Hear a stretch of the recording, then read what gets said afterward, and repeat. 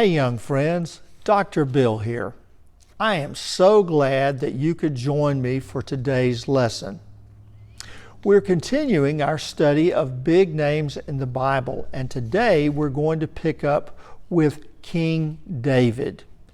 You may recall from our last lesson that Samuel was called upon to anoint David as the new king of Israel. David was still very young.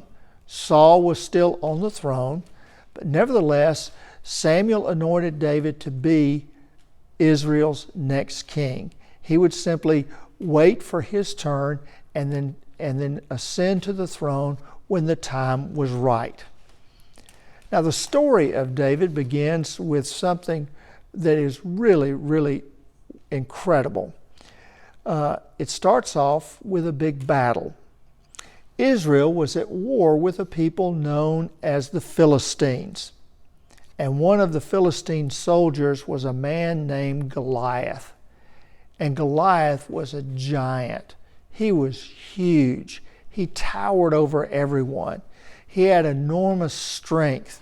And the weapons he carried were all very, very large. So while the Philistines were doing battle with the Israelites, Goliath would walk out from his place among the Philistine army and he would challenge the Israelites. He would say, "Are you scared to come out and fight me? Why don't you send one of your own to come and we will do battle?" Well, all of the Israelites, including King Saul, were absolutely terrified, afraid of Goliath, and so they refused to go out and do battle with him. And so every day, Goliath came out and issued that same challenge over and over and over again. Well, one day, David was visiting his brothers who were in the army. This was something David did quite frequently. He would go from his home to where the Israelite army was, and he would bring his brothers food and supplies. And so on this particular day, David arrived when Goliath was issuing his challenge to the Israelites. Well, David heard it and he said, "How come no one is going out to fight this giant? How come no one is brave enough to do this?" Well, a lot of the Israelites, including David's own brothers, just laughed at David and said, "You don't understand. You don't know anything about this. You are just too young."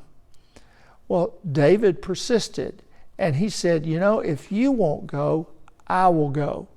And so David volunteered to go and fight the giant Goliath. Now, he went to King Saul to ask his permission, and Saul did everything in his power to tell David, "No, you shouldn't do this, you shouldn't do this, you shouldn't do this." But David persisted. And so Saul finally gave David permission to go and fight Goliath.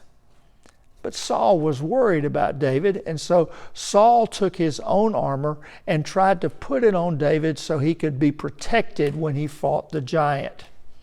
Well, David put on all of Saul's armor and he just said, "This just doesn't fit. It's clunky, it's too big, I don't know, I can't move in all of this stuff." And so he took off the armor and he said, "I will fight Goliath in my own way." And so as a shepherd, David was very skilled in the use of a slingshot.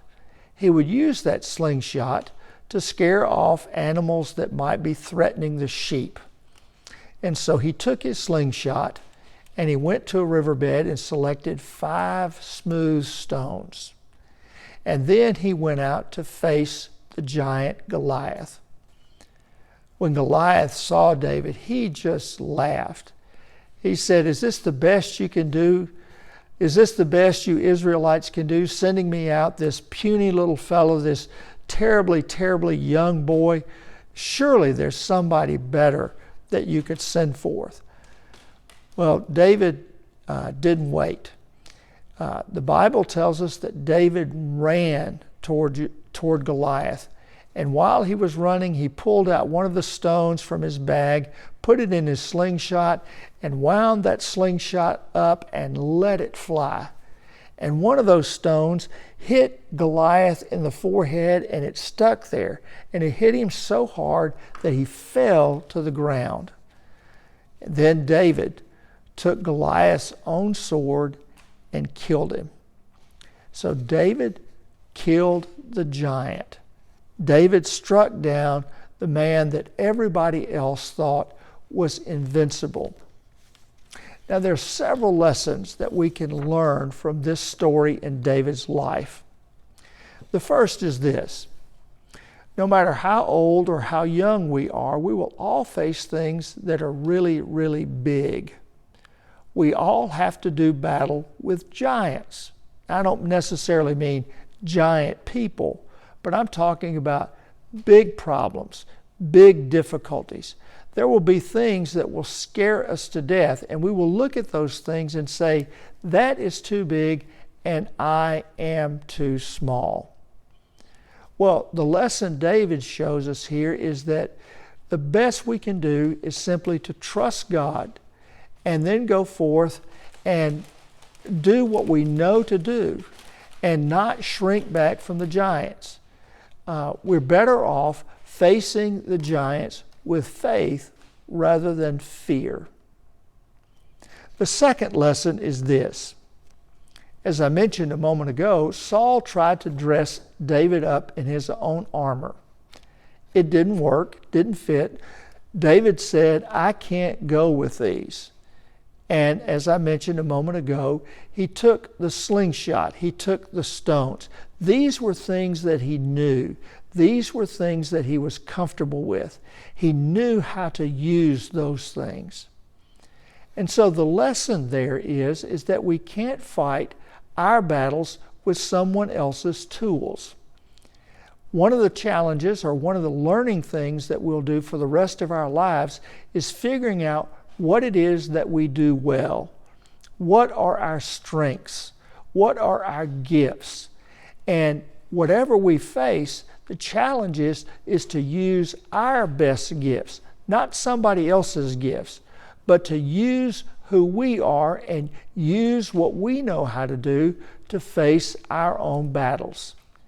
And so one of the things that you'll find as you grow older, it's really important to learn what you do and what you do well, and to do your best to make those strengths as strong as possible. David refused to fight with someone else's armor. He relied on what he knew best.